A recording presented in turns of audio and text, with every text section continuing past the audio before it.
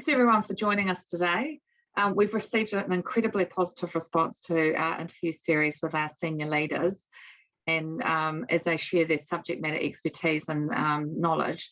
So these sessions are being recorded, and they're shared with our members here both in New Zealand but internationally. So it's a great opportunity to tell the New Zealand cooperative story.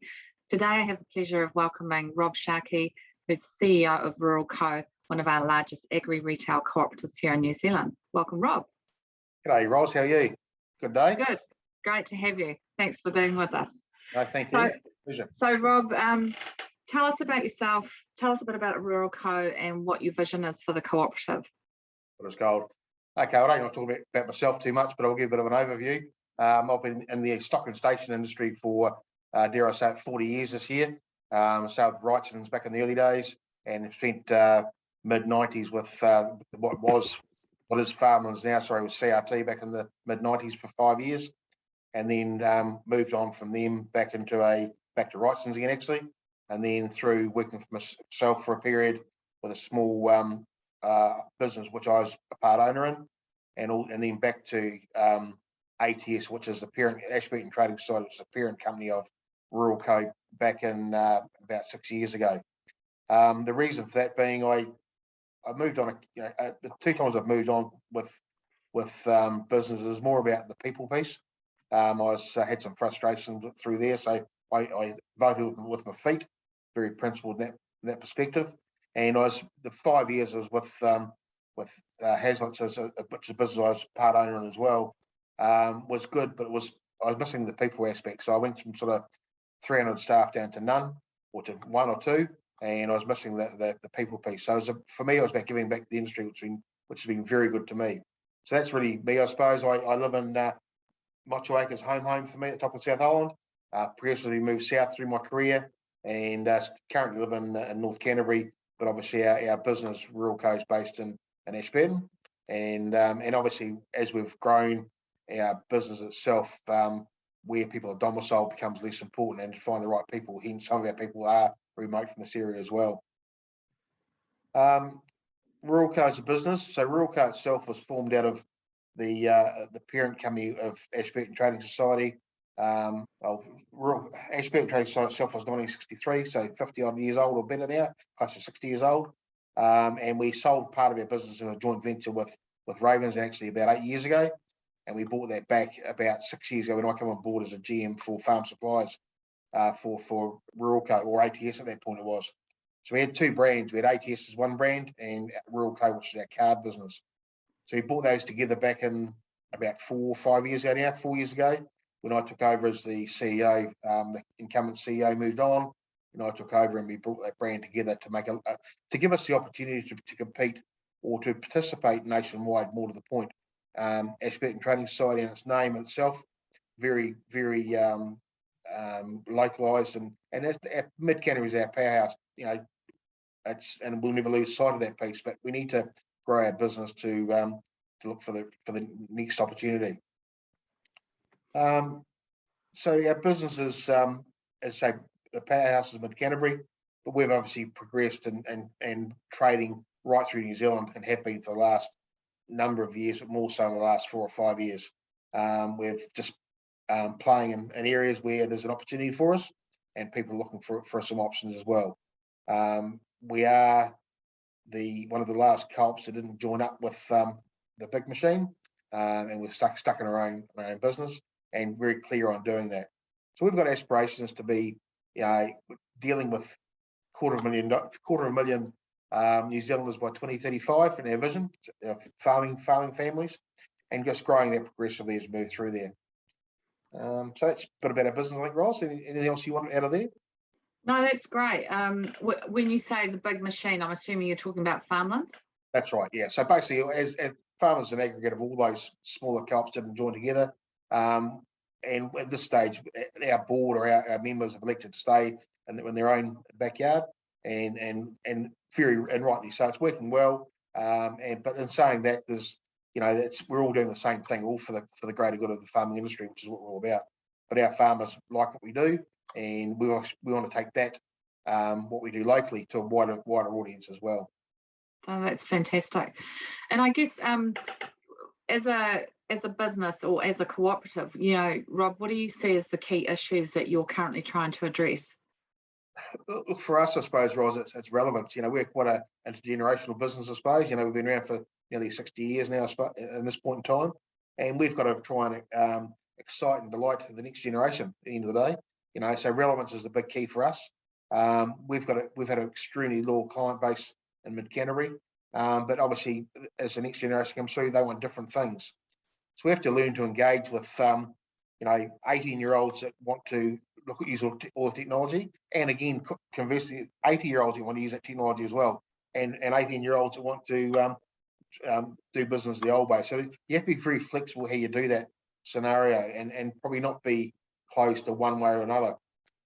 So relevance is the main piece, helping our farmers navigate obviously what is a very regulated environment now as well, and they're heading towards, and probably give them the demystify. I mean, the agricultural inputs industry was quite simple back in the 80s, or earlier. You had about 4 or 5 grass variety types. You had a couple of 3 chemicals, but now it's so broad now, and really for us, it's about providing solutions for the farmers that they don't have to go weed through all the information, because it's quite a minefield. I mean, and the old AgChem manual book used to be this big. Now it's a monster basically. So all those things is about our operation, and for that we employ what I think are very, very astute people wanting to learn, wanting to grow along with their farming clients, and people's, from my perspective, is the most important part of our business. Our staff are key to what we do. Oh, that's fantastic. And I guess the thing that's front of mind for everyone right now is the whole piece around COVID. And what's interesting for many of our members, you've been highlighted as pretty much the majority of you are classified as essential services. How are you within Ruralco? How are you actually navigating the latest alert level changes? And obviously you've got different alert levels that you're having to deal with as well. Absolutely. So basically, this is my first day back in the office today. I'm down at level 2 now, and obviously, as an essential service, as you said, Ros, we've taken that as a very serious opportunity for us as well to carry on. As I've said in the past, farming doesn't stop. Cows still calve on the 10th of July, and lambs still come on the 15th of September. So things still move on, and that's been really good for us to be able to still provide those services. Probably this lockdown this time has been. The transition's been simpler, but it's been quite disruptive as far as being those short bursts. Last time we knew we're going to be out for a period of time. This has been sort of quite sporadic in the information coming through. So it's been a bit tricky to work with. 3 weeks, I think, is where we're up to now, and our staff went up home on the Tuesday 3 weeks ago, and the rules changed that night, and we got things under control. So we're just transitioning now back from that sort of through level 4 to 3 and to 2 now. So we have obviously clients back in our building now, which is another change as those changes come through. We've, fortuitously for us, as I said, things carry on. Spring this time is a bit more difficult compared to when we had lockdown last time. We're going to the autumn, which is traditionally a bit slower.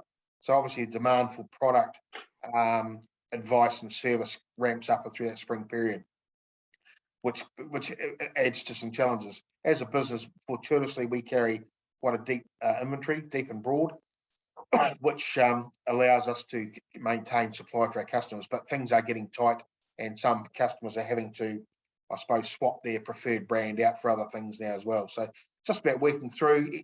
Communication is a big thing, and keeping that that dialogue going. That's great. And I guess with regards to COVID, it does make a lot of our organisations aware that they need to future-proof their businesses. For you with Ruralco, what are you doing in terms of future-proofing your business? Look, we've got a strategy out to 2035 now, which encompasses all those that thought pattern. And obviously for us, it's 2035 is a long way away, so you have to have something to work towards. And we're just looking at our business, what we do with it, where we head with it, and I suppose where we end up being domiciled as time goes on, what we do with some parts of our business, and looking to adapt as well. So I mean, obviously last time with with our charge card business, obviously the travel industry was a big part of that last time as well. That all disappeared overnight, obviously, as you can imagine, but that was compensated by other things as well. And we've seen through that side as well, the farmers spending on other things like renovations, repairs and maintenance as well. So you've just got to keep on working through that whole part of the business. Obviously our card fuel business gets a bit of a beating through this time of the year. There's no vehicles on the road, but obviously the bulk fuel carries on because farmers are doing work. So you just got to keep on, you have to be quite flexible. You have to be not too strict in where you're heading towards. And that's where the benefit or the opportunity with us is that we are a reasonably small team in comparison, and we can change the rules within a short window of time and recalibrate and get our direction organised. That's been we're able to do that by having a very supportive board as well, and a supportive, informed, and wanting to support our business and us as individuals at the same time. That's great. And I mean, what I'm hearing here, it's about being flexible, having a breadth of product, but also being able to be nimble and move quickly. So it's all good messaging. And listen to what your customer wants. Over communicate. There's no substitute for that. No. Hey, obviously you're a cooperative, and the Rochdale principles are very fundamental to how you operate. One of the ones that we are always keen to talk to our members about is that whole one around collaboration and cooperation. How does Ruralco effectively apply that? Well, I suppose the luxury, Ros, is that probably 3 years ago, I think my previous CFO won that award with Co-op New Zealand, with the cooperation amongst cooperatives, and we do that as much as we can. We've quite even earlier on the piece just recently as well, with the industry's had a bit of an issue with magnesium supply for dairy cows, and on the back of so with the Dairy NZ, they brought ourselves, Farmlands, Farm Source, and PGW together to discuss that. So that's an ongoing piece, which is really useful for the greater good of the industry. So I'm always an advocate of what's good for the industry as collectively as well, not just my business. And we have interactions, obviously, with our charge card business with the likes of Mitre 10, and they're a big customer of ours as well. So we're working together on a regular basis. We'd like to do more, obviously, and that's an opportunity. Obviously, our business, we have a farm supplies business, we have a fuel business, fertiliser business, a charge card business, and seed business as well, and that's all part of what we do. So definitely the charge card, access to fuel discounts is worthwhile as well for other members. So that's great. Further there. So we need to set up a few more cooperatives to enable supply to you. I think it's a system that feeds itself. It's a little bit like the cafe in the middle of a city. When city's thriving, it doesn't actually need any customers per se. It's an ecosystem that feeds itself. So creating an ecosystem for the business to work collectively with like-type people is an essential way of doing things. And I think whilst you run your own business, and again, I with my competitor business on a daily basis, that I'm interested in what they're doing and interested to help where I can for the greater good. And that's a big part. I think we all need to get, and probably COVID's helped us to realise that we have to work together for the greater good for everybody on the planet. Yeah, I actually, it's been really interesting from our end, because we've seen a lot of that collaboration spirit come through, and your comment about cooperatives being an ecosystem. We look at that whole ecosystem, let's say with an Alliance or a Silver Fern farm or a Fonterra farm, and then all of the cooperatives that sit around that. And so you're very symbiotic in terms of how you engage with each other. So it's really quite special and unique. I guess the other thing that obviously is really fundamental to the co-op construct is shareholder engagement. How do you keep your shareholders engaged? Again, it's a constant battle. Getting people to read stuff sometimes is hard work, but we have obviously our print, social, email, and obviously direct connection with our clients as well is a big part. For me personally, I enjoy engaging at all opportunity with our customers. And obviously we run several events in the course of the year when COVID allows us, of course, lots of A&P shows, and we attend a lot of the Ag Fest on the West Coast. We have events in house here. We're a major sponsor of Long Beach Challenge in Mid Canterbury. We have events for our customers, which is about that constant. So it's not one way of doing it. It has to be multiple. It has to be regular as well. You can't take your foot off the throat there. You got to keep on moving along with that piece and really give that good information. We provide a lot of one of our biggest regular publications is our Real Farm magazine, which encompasses all things agricultural, basically, not just about our business. It's about bringing like-type people together, and that's about showcasing other co-ops where we can, where we work together, and also showcasing great farming practices and great farming families as well. That's a really good publication, which is obviously available online. We distribute that to about 35,000 farming properties now, and it's a sought after document. Well, that's fantastic. And just before we wrap it up, from your side, Ruralco, what do you see as the main benefits of being a cooperative as opposed to a corporate? I think it's that inherent ownership that the customer has of the business. They actually care. Our customers are with us, are very communicative. They support our business. They ensure they actually care about us as well as we do them. And one of our sort of vision statements is supporting the success of rural New Zealand. We have to do that. That's our business. And I think the whole thing is that we're all part of the greater good. So like I say, with us, whilst we have our business, our customers engage with, Fonterra, Silver Fern, all those businesses as well, which is a big part of the whole process. So I think if we all work together for the farmer, we will get a better result for all of us, and the broader co-op business as well. So that's fantastic. Hey Rob, any final words you'd like to offer before we wrap it up? Look, I think this is a fun business to be in. It's a fun industry to be in.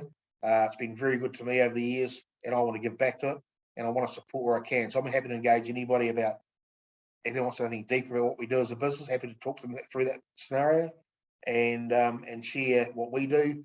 We don't always get it right. We try. We work as hard as we can. We have a lot of fun doing it. And the key piece is look after your people.